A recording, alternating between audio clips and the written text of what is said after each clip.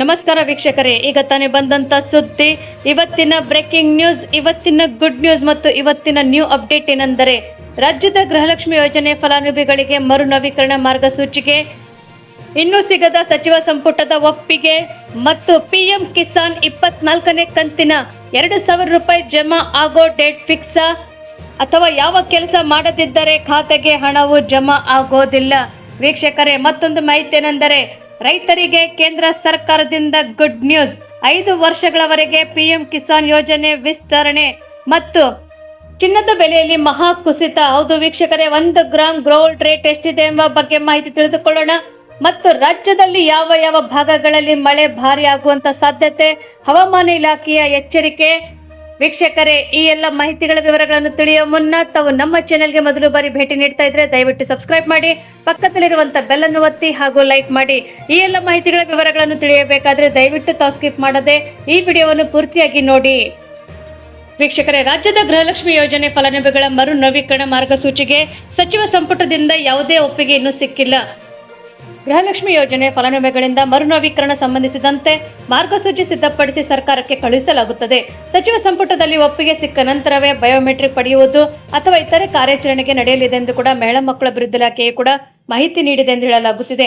ವೀಕ್ಷಕರೇ, ಗೃಹಲಕ್ಷ್ಮಿ ಯೋಜನೆ ಫಲಾನುಭವಿಗಳಿಗೆ ಮೇ ತಿಂಗಳವರೆಗಿನ ಮಾತ್ರ ಹಣ ಬಿಡುಗಡೆ ಮಾಡಲಾಗಿತ್ತು ಮತ್ತು ಗೃಹಲಕ್ಷ್ಮಿ ಯೋಜನೆ ಅಡಿಯಲ್ಲಿ ತೆರಿಗೆ ಪಾವತಿ ಮಾಡುವಂತವರಾಗಲಿ, ನಿಧನರಾದಂತಾಗಲಿ ಅಥವಾ ಈ ಖಾತೆಗೆ ಜಮಾ ಹಣ ಆಗುತ್ತಿದ್ರೆ ಅಂತ ಅನರ್ಹರ ಗೃಹಲಕ್ಷ್ಮಿ ಯೋಜನೆಯಿಂದ ಕೈ ಬಿಡುವಂತ ಉದ್ದೇಶದಿಂದಾಗಿ ಗೃಹಲಕ್ಷ್ಮಿ ಯೋಜನೆ ಫಲಾನುಭವಿಗಳ ಮರು ನವೀಕರಣಕ್ಕೆ ಮುಂದಾಗಿದ್ದು ಅವರ ಅರ್ಜಿಯನ್ನು ಸಲ್ಲಿಸಬೇಕಾಗುತ್ತದೆ.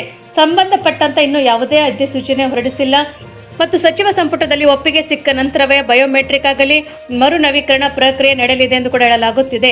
ವೀಕ್ಷಕರೇ, ಸರ್ಕಾರದಿಂದ ಆಧಾರ್ ಸೀಡಿಂಗ್ ಅಕೌಂಟ್ ಮ್ಯಾಚ್ ಆಗಿರುವಂತಹ ಫಲಾನುಭವಿಗಳಿಗೆ ಮನೆ ಮನೆಗೆ ಭೇಟಿ ನೀಡಿ ದಾಖಲಾತಿ ಪರಿಶೀಲಿಸಿ ಅವರಿಗೂ ಸಹ ಗೃಹಲಕ್ಷ್ಮಿ ಯೋಜನೆ ನೆರವು ದೊರಕಲು ಕ್ರಮ ವಹಿಸುತ್ತಿದೆ ಎಂದು ಹೇಳಲಾಗುತ್ತಿದೆ ಮತ್ತು ಆಯಾ ತಾಲೂಕಿನ ಸಿಡಿಪಿಒಗಳಿಗೆ ಕೂಡ ಈಗಾಗಲೇ ಸೂಚನೆ ನೀಡಲಾಗಿದೆ ಎಂದು ಹೇಳಲಾಗುತ್ತಿದೆ.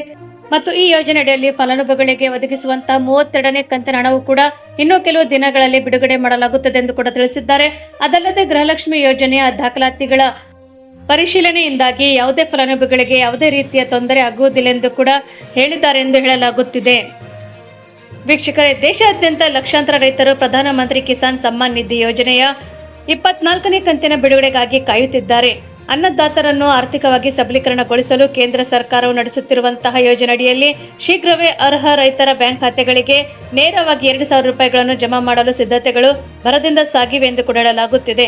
ವಿಶ್ವದ ಅತಿದೊಡ್ಡ ನೇರ ಲಾಭ ವರ್ಗಾವಣೆ ಯೋಜನೆಗಳಲ್ಲಿ ಒಂದಾದಂತಹ ಈ ವ್ಯವಸ್ಥೆಯ ಮೂಲಕ ಸರ್ಕಾರ ಇದುವರೆಗೂ 23 ಕಂತುಗಳಲ್ಲಿ ಒಟ್ಟು 4.28 ಲಕ್ಷ ಕೋಟಿ ರೂಪಾಯಿಗಳನ್ನು ಕೂಡ ಹಣವನ್ನು ನೇರವಾಗಿ ರೈತರಿಗೆ ಕೈ ಸೇರಿಸಿದೆ ಎಂದು ಹೇಳಲಾಗುತ್ತಿದೆ. ಸಾಮಾನ್ಯವಾಗಿ ಪ್ರಧಾನಮಂತ್ರಿ ಕಿಸಾನ್ ಸಮ್ಮಾನ್ ನಿಧಿ ಯೋಜನೆಯಡಿಯಲ್ಲಿ ಪ್ರತಿ 4 ತಿಂಗಳಿಗೊಮ್ಮೆ 2,000 ರೂಪಾಯಿಗಳಂತೆ ವರ್ಷಕ್ಕೆ ಒಟ್ಟು 6,000 ರೂಪಾಯಿಗಳನ್ನು ಆರ್ಥಿಕ ನೆರವು ನೀಡಲಾಗುತ್ತದೆ. ಅಂದರೆ ಏಪ್ರಿಲ್ನಿಂದ ಜುಲೈ, ಆಗಸ್ಟ್ನಿಂದ ನವೆಂಬರ್ ಮತ್ತು ಡಿಸೆಂಬರ್ನಿಂದ ಮಾರ್ಚ್ ಅವಧಿಯಲ್ಲಿ ಕೂಡ ಈ ಹಣವು ಬಿಡುಗಡೆ ಮಾಡಲಾಗುತ್ತದೆ. ವರದಿಗಳ ಪ್ರಕಾರ ಮುಂಬರುವಂತ 24ನೇ ಕಂತಿನ ಹಣವು ಕೂಡ ಅಕ್ಟೋಬರ್ 2026ರ ರೈತರ ಖಾತೆಗಳಿಗೆ ವರ್ಗಾವಣೆಯಾಗುವಂಥ ಸಾಧ್ಯತೆ ಇದೆ.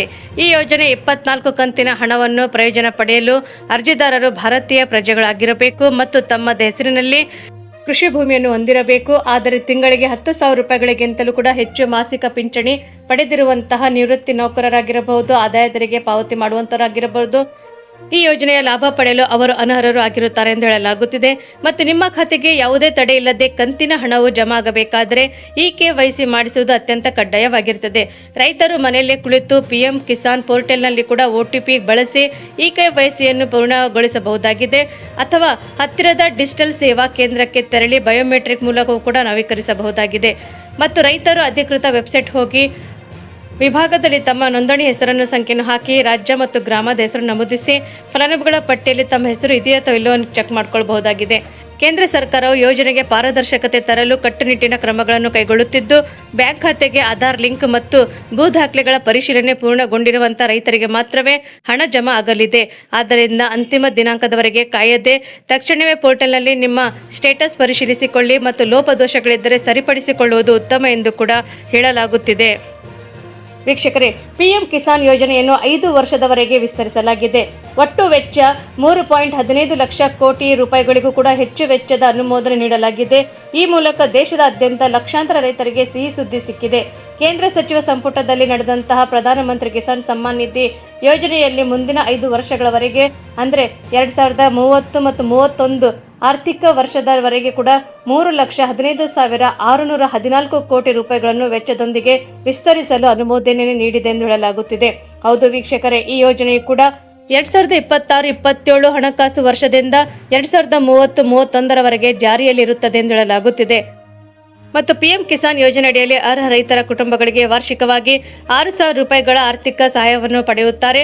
ಅದಲ್ಲದೆ ಈ ಮೊತ್ತವನ್ನು ನೇರ ವರ್ಗಾವಣೆ ಡಿಬಿಟಿ ಮೂಲಕ ಮಾಡಲು ಈ ಮೂಲಕ ತಲಾ 2,000 ರೂಪಾಯಿಗಳ 3 ಸಮಾನ ಕಂತುಗಳಲ್ಲಿ ನೇರವಾಗಿ ರೈತರ ಬ್ಯಾಂಕ್ ಖಾತೆಗಳಿಗೆ ವರ್ಗಾಯಿಸಲಾಗುತ್ತದೆ ಮತ್ತು ಬೇಳೆ ಚಕ್ರಕ್ಕೆ ಹಾಗೂ ಅನುಗುಣವಾಗಿ ಕಂತುಗಳನ್ನು ನಿಗದಿಪಡಿಸಲಾಗುತ್ತದೆ.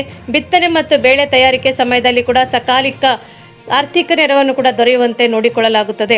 ಸರ್ಕಾರದ ಪ್ರಕಾರ ಯೋಜನೆಗಳ ಕಂತುಗಳನ್ನು ಕೂಡ ರೈತರಿಗೆ ಬೀಜಗಳು, ರಸಗೊಬ್ಬರಗಳು, ಕೀಟನಾಶಕಗಳು ಮತ್ತು ಇತರ ಕೃಷಿ ಒಳಹರಿವುಗಳನ್ನು ಖರೀದಿಸಲು ಹೆಚ್ಚಿನ ಹಣ ಅಗತ್ಯವಿರುವಂತಹ ಸಮಯದಲ್ಲಿ ಬಿಡುಗಡೆ ಮಾಡಲಾಗುತ್ತದೆ. ಮತ್ತು ಇದು ರೈತರ ನಗದು ಕೊರತೆ ಮತ್ತು ಹೆಚ್ಚಿನ ಬಡ್ಡಿ ದರದಲ್ಲಿ ಸಾಲ ಪಡೆಯುವ ಅಗತ್ಯವನ್ನು ಕೂಡ ಕಡಿಮೆ ಮಾಡುತ್ತದೆ.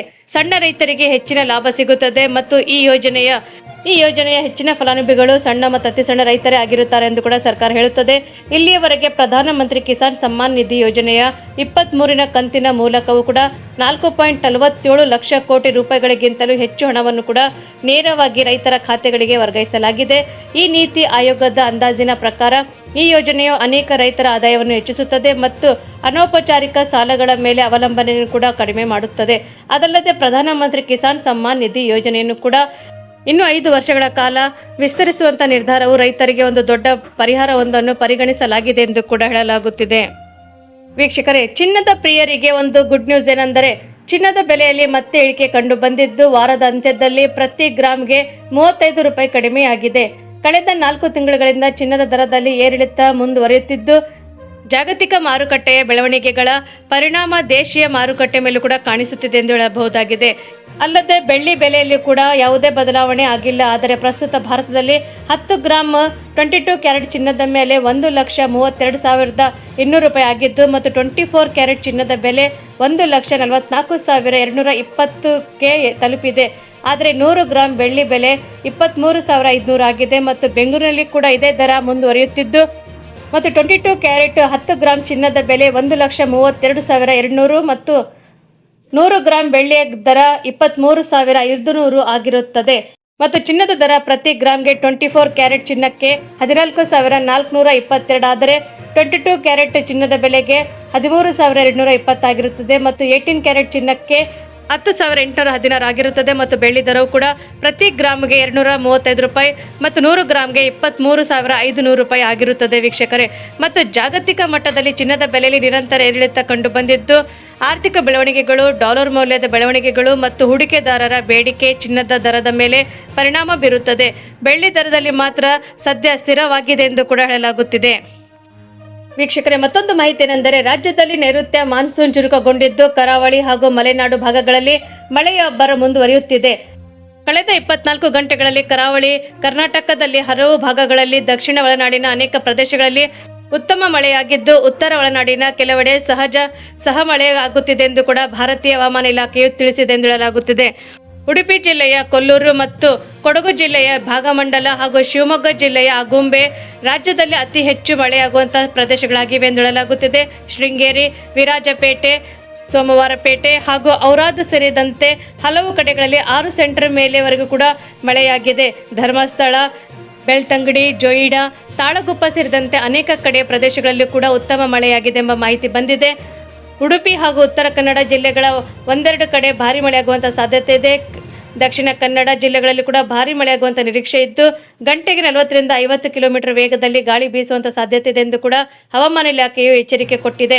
ಭಾರಿ ಮಳೆಯಿಂದಾಗಿ ರಸ್ತೆಗಳಲ್ಲಿ ನೀರು ನಿಲ್ಲುವುದು, ಮರಗಳು ಉರುಳುವುದು, ವಿದ್ಯುತ್ ವ್ಯಯ, ತಗ್ಗು ಪ್ರದೇಶಗಳಲ್ಲಿ ಪ್ರವಾಹ, ಕರಾವಳಿ ಮತ್ತು ಘಾಟ್ ಪ್ರದೇಶಗಳಲ್ಲಿ ಕೂಡ ಭೂಕುಸಿತ ಅಪಾಯ ಹೆಚ್ಚುವ ಸಾಧ್ಯತೆ ಇದೆ ಎಂದು ಕೂಡ ಹವಾಮಾನ ಇಲಾಖೆಯು ಎಚ್ಚರಿಕೆ ಕೊಟ್ಟಿದೆ. ಮತ್ತು ಕರ್ನಾಟಕದ ಕರಾವಳಿ ಸಮುದ್ರ ಪ್ರದೇಶಗಳಲ್ಲಿ ಗಂಟೆಗೆ 40ರಿಂದ 50 ಕಿಲೋಮೀಟರ್ ವೇಗದ ಗಾಳಿ ಬೀಸುವ ಸಾಧ್ಯತೆ ಇದೆ ಎಂದು ಹೇಳಲಾಗುತ್ತಿದೆ ಮತ್ತು ಮೀನುಗಾರರಿಗೆ ಸಮುದ್ರಕ್ಕೆ ಇಳಿಯುವಾಗ ಎಚ್ಚರಿಕೆಯನ್ನು ವಹಿಸಬೇಕಾಗಿದೆ ಎಂದು ಕೂಡ ಸೂಚನೆ ಮಾಡಲಾಗಿದೆ. ಮತ್ತು ಮುಂದಿನ 7 ದಿನಗಳಲ್ಲಿ ಶಿವಮೊಗ್ಗ, ಚಿಕ್ಕಮಗಳೂರು, ಹಾಸನ, ಕೊಡಗು ಜಿಲ್ಲೆಗಳಲ್ಲಿ ಕೂಡ ಒಂದೆರಡು ಕಡೆ ಭಾರಿ ಮಳೆಯಾಗುವಂಥ ಸಾಧ್ಯತೆ ಇದೆ. ಬೆಂಗಳೂರು ಸೇರಿದಂತೆ ದಕ್ಷಿಣ ಒಳನಾಡಿನ ಹಲವು ಜಿಲ್ಲೆಗಳಲ್ಲಿ ಹಗುರವಾದ ಸಾಧಾರಣ ಮಳೆಯಾಗಿದ್ದು 30ರಿಂದ 40 ಕಿಲೋಮೀಟರ್ ವೇಗದಲ್ಲಿ ಗಾಳಿ ಬೀಸುವಂಥ ಸಾಧ್ಯತೆ ಇದೆ ಎಂದು ಕೂಡ ಹವಾಮಾನ ಇಲಾಖೆ ಸೂಚನೆ ನೀಡಿದೆ ಎಂದು ಹೇಳಲಾಗುತ್ತಿದೆ. ವೀಕ್ಷಕರೇ, ನಮ್ಮ ಈ ವಿಡಿಯೋವು ತಾವು ಮೊದಲು ಬಾರಿಗೆ ನೋಡುತ್ತಿದ್ದರೆ ದಯವಿಟ್ಟು ಸಬ್ಸ್ಕ್ರೈಬ್ ಮಾಡಿ, ಪಕ್ಕದಲ್ಲಿರುವಂಥ ಬೆಲ್ ಅನ್ನು ಒತ್ತಿ ಹಾಗೂ ಲೈಕ್ ಮಾಡಿ. ನಿಮ್ಮ ಸಲಹೆ ಮತ್ತು ಸೂಚನೆಗಳನ್ನು ದಯವಿಟ್ಟು ನಮಗೆ ಕಮೆಂಟ್ ಬಾಕ್ಸಲ್ಲಿ ತಿಳಿಸಿ ಮತ್ತು ನಿಮ್ಮ ಊರನ್ನು ಕೂಡ ತಪ್ಪದೆ ಮೆನ್ಷನ್ ಮಾಡಿ. ಯಾಕೆಂದರೆ ಮುಂದಿನ ಮಾಹಿತಿಗಳನ್ನು ಅಪ್ಡೇಟ್ ಮಾಡಲು ನಮಗೆ ಅನುಕೂಲವಾಗುತ್ತದೆ. ಮತ್ತು ನಮ್ಮ ಈ ವಿಡಿಯೋವನ್ನು ತಾವು ಪೂರ್ತಿಯಾಗಿ ನೋಡಿದ್ದಕ್ಕೆ ತಮಗೆ ಧನ್ಯವಾದಗಳು.